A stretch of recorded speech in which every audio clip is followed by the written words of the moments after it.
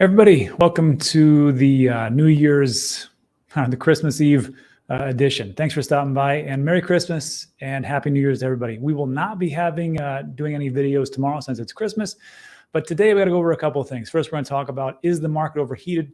And second, we have to do a giveaway, which I promised everybody, so I better make sure I actually follow through with my promises. So if you stay to the end, we're going to be giving away a couple of different passes for Benji Bananas. It's the Web3 game that we talked about a couple of times over the last week or so. So we'll do that at the very end, and I'll draw and give away those passes so you can earn some free tokens. But this is probably why you're here. And you're here because you're taking a look at the market and you're thinking to yourself, wow, things are really going up pretty high. And that's true.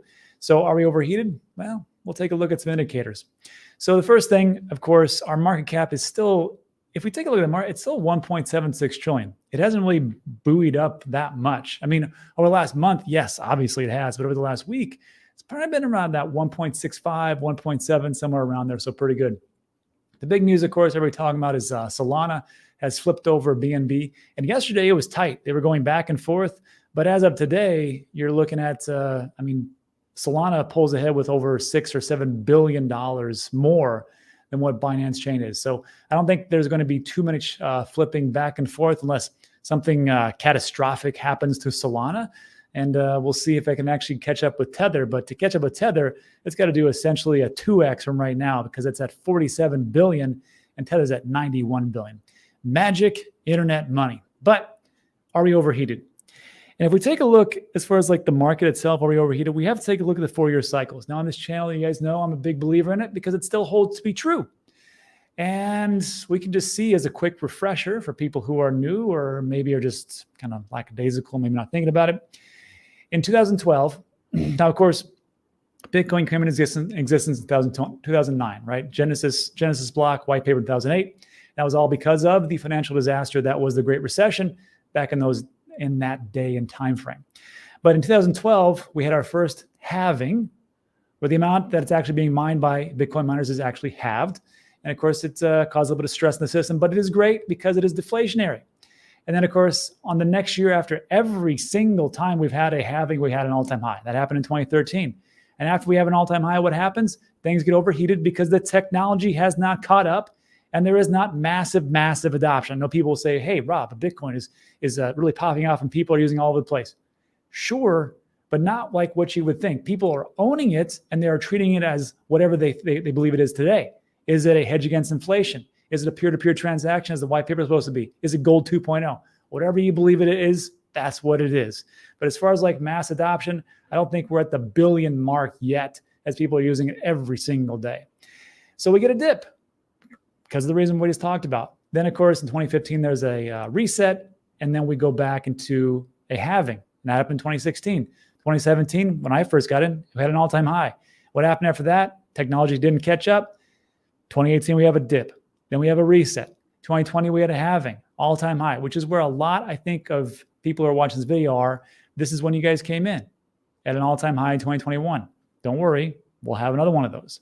Because in 2022, we had a massive dip. And it's amazing, between the top was roughly November 9th, 2021 for Bitcoin. Not for alts, but for Bitcoin itself. In 2022, the low was roughly November 9th, 2022. It took roughly exactly a year. And it was the same thing in 2017. So we get a big dip. In 2023, we get a reset year where things are kind of jumbled apart. And in 2024, we'll go into another halving. So if we took a look at that, I just wanted to reference that for what we're going to go over. But every Sunday, well, usually, not every single Sunday, I try to take a look at what has been going on with just dollar cost averaging. And I just want to show people how it worked. We've talked about dollar cost averaging. We talked about value cost averaging and lump sum. And in a couple of weeks ago, we took a look at lump sum. And of course, it beat out dollar cost averaging if you would do it at specific times. Obviously, in November 2021, if you lump sum, not a great time. But of course, if you would have lump sum November 2022, congratulations, you're up massively. Good luck timing that. Anyhow, so if we take a look at this, and we're going to see here that, yeah, we've got, what I want to do was do on September 1st, 2023, and just dollar cost average multiple different altcoins. And what we did is we did Bitcoin, Ethereum, Solana, XRP, Cardano, Avalanche. That's my grandson right there. Hello, Gabe. Avalanche, Doge, Polkadot, Tron, and Chainlink. And we took a look at Bitcoin as well. And what we wanted to do was we wanted to see how it would do. And why did I pick September 1st? Well, it was because I actually thought of this idea around May or June. I kind of got around to it in September. But when we did this, if we take a look at it historically, what's been happening, we can see that September is the worst month, and not just for the crypto market, but for the traditional markets as well. So in September, we had, I think it was 10. 1, 2, 3, 4, 5, 6, 7, 8, 9, 10. So out of 13 years, 10 of those years were red years. And not just little red years, like big red years. Or big red months for those years. So I thought to myself, well, September would be a good time to start because I can show people that, hey, it's okay to go down. It's all right to be underwater for a little bit of time if you believe in the project and where things are going. And of course, I failed on that because everything started to go up. And it happened in September, October, November, December. So when we took a look over here, if you would have, I don't know, dollar cost average Bitcoin in September, and also Ethereum, Solana, XRP, Cardano, Avalanche, Dogecoin, Tron, and Chainlink, this is what you'd be at today. You would have invested, if you would have spent $10 a day, every single day, you would have invested about $1,150. And coincidentally, crazy enough, you'd be up 260% on AVAX. Everybody talks about how Sol is doing so great, and it did. But Sol is only at 255% as of September. Cardano, 94%. DOT, 82%. Chainlink, 65%. Bitcoin, 35. Dogecoin, 32. Ethan, you can see where I'm at. So just as September, just by doing those things in altcoins, you could do pretty well. You got to love family. So then we have that piece. But are we overheated? Have we gone quite far? Well, take a look at this. If we're taking a look at the 4-year cycles, let's go back. Let's go back 4 years. Oops. To 2019, September 1st. There's a reason for why we're going to do all this. So if we go back, we do the same thing, right? And we're dollar cost averaging the same stuff. Some of it hasn't even been created yet, right? Solana isn't even there. Wasn't even created anything until 2020. Correct me in the comment section.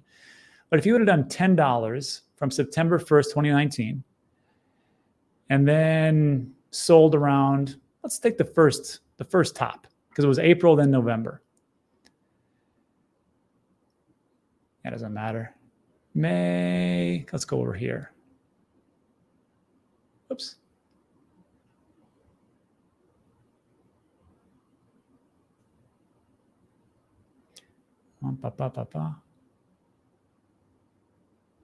April 6th, April 18th.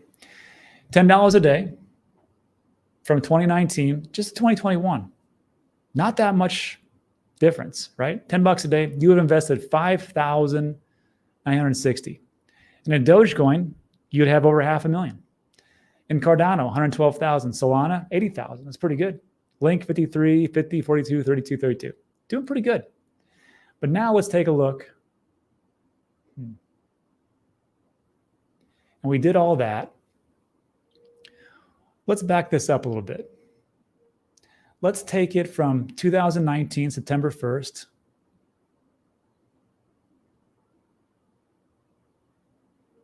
to the ending date.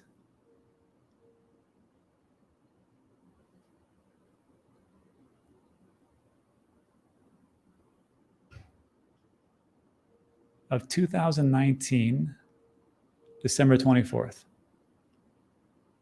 Let me refresh it so I can view it. Huh?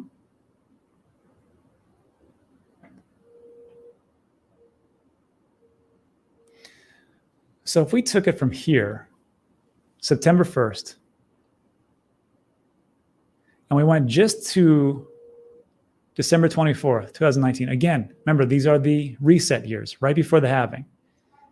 If you would have done this whole thing right here, you'd still be underwater. Look at this. December 24th, 2019. You'd actually, in Bitcoin, you'd be down 13%. Doge, 13%. Tron, 16%. And Ethereum, 25%. So if we take a look at, again, comparing things, not that everything's going to work out exactly correct, but this time is a little bit different. To break this down again, it's like this. September 1st, 2019, December 24th, 2019, you're down. But if you just stuck around until the blow off top in the big bull run years, this is how much you'd be up. Now take this same time frame, September 1st, 2019, and take a look at it, what it would look like today. There is a big difference between September 2019 to December 2019 as compared to September 2023 to December 2023. And we can see that we are up, I mean, massively, not massively, but pretty well up. So the question then becomes, if we're up so much here in this small time frame, what does that mean when we get to the actual blow off top?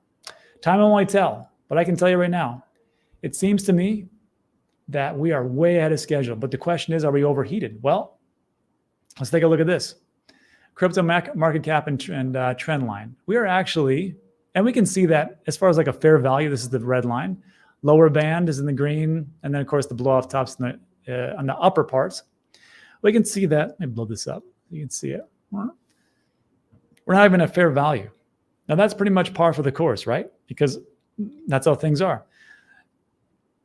As far as the markets, we're never like perfectly on the fair market value. We spend a lot of time below, spend a little bit of time above. But I can just tell you right here, we're below the fair market value. That's just one thing. What if we take a look at the NUPL, the net unrealized profits and loss? You can find this chart at Looking at Bitcoin, links in the description. Everything else we just talked about was on Ben's website, even that dollar cost average tool, which is free to use, links in the description as well. So we're taking a look at the NUPL. It's derived from market value, realized value, current price of Bitcoin multiplied by the number of coins in circulation. We can see that right now, we're not overvalued. We're getting into that range, right, for optimism and anxiety, but we just got out of the hope and fear. And I mean barely, barely. What about the Pi cycle top, which has, of course, retrospectively taken a look at all the different tops from 2013 to 2017 to 2021, and coincidentally enough, it's nailed them all. So over here, it did okay over 2021, but not too bad. But if we take a look as of right now, those bands are way apart. And this is the 350-day moving average times 2 when it crosses over the 111-day moving average.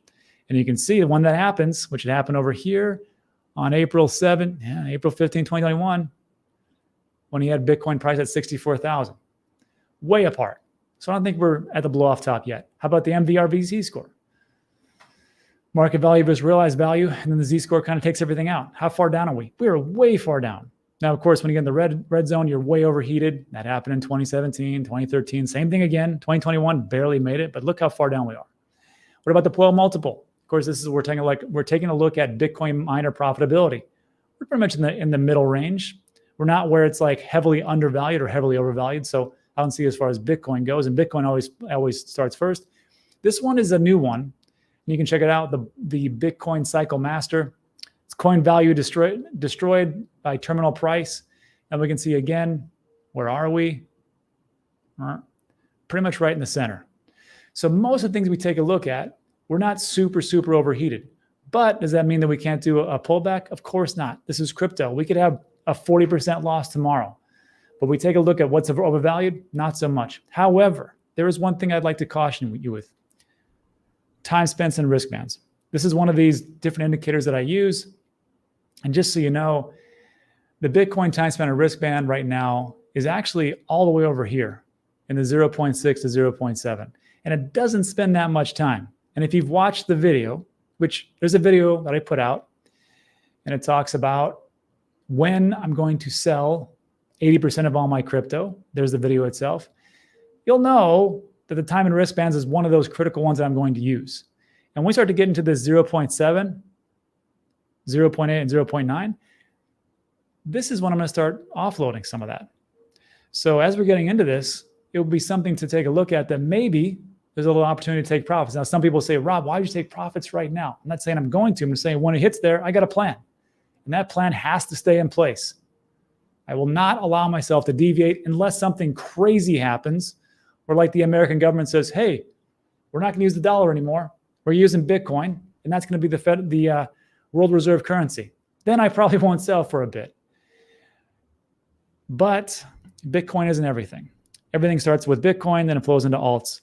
Usually that's what happens. Usually we see a blow off top for Bitcoin, then it starts to decrease. Then the alts have blow off tops, and there's reductions there. So people ask me, well, Rob, what are you doing for the alts? Here's another thing that I use. The risk dashboard. And I want to show you is, see this risk right here in the middle, USD risk, as compared to the different cryptos. Again, what we just talked about, the risk level is 0.609. So not like 0.65 or 0.69, but it's just above that. ETH is pretty high, 0.62. ADA, not that high. So probably has a little bit of room to run. DOT getting up there. AVAX, not too bad, 0.2. And Link. And you can take a look at, when you click on these, which is pretty interesting, it'll give you like a price prediction. I know everybody loves these things. I'm not a big fan of price predictions because it beholdens you to you thinking like, oh, Link has to go to $87 before I start to think about selling. That's not, you can try that. I tried it last time, worked sometime, didn't work all the time. And you can kind of see where things are going. But that will be Chainlink. And I'll show you one more. Solana at the 1.0 level is $600, which is crazy to think about, but who knows? And these are things that I take a look at to see if we're overvalued. I think in some points we are, but for me to say, yep, I'm going to dump everything right now, I don't think it's that time, and that's for me. But it's up to you to decide what's the best thing for you. These are what things that I'm doing. I can't tell you what to do. I'm not your dad. And I'm definitely not a financial advisor. But that's it for that piece. So let me just think about that in the comments section. And then lastly, the giveaway. So we put out this tweet. This is for Benji Bananas. And the reason I was talking about this one is because this is a Web 2 game since 2013, has 50 million downloads. They're coming over to Web 3. Super simple game to use. You don't have to do a lot of thinking. You just download it to your phone and start playing. It's one tap, hyper casual game, which is where most of the gamers actually lie. And I wanted to just kind of show people this is another alternative to like getting into like Star Atlas or some other type of like really intense game. It doesn't have to be an intense game. I think Web3 is a narrative. So I picked Benji Bananas to show people how easy it could actually be for Web3. And I said, hey, I just want you to do this. Just watch the videos, share this post, and then also give me your ID, your game ID, which is what you generate within the game. Of course, I can't track that.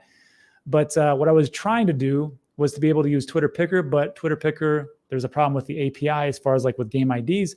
So I can't use that. So what I'm going to do is just do this. As I'm going to scroll down and I'm going to stop. And the first 3 game IDs that I see are the winners. So burp right here. Let's see. Random Duracell. I'm going to follow you. So I'm going to message you so you can give me, actually, I'm going to follow you, but I'm going to have Benji Bananas reach out to you for the pass. Oh, El Bicho made it. I think I'm El Bicho. I'm already following you. So El Bicho is one. I know actually El Bicho because he won the last one. And Taylor Washburn. Congratulations. So Taylor Washburn, El Bicho, and Random Duracell. Congratulations. You just won the passes to play and swing and actually earn the tokens for Benji Bananas. And that's it for today. So look, if you like today's video, give it a thumbs up. Consider subscribing. Everything we talk about is time sensitive, but that is it for today.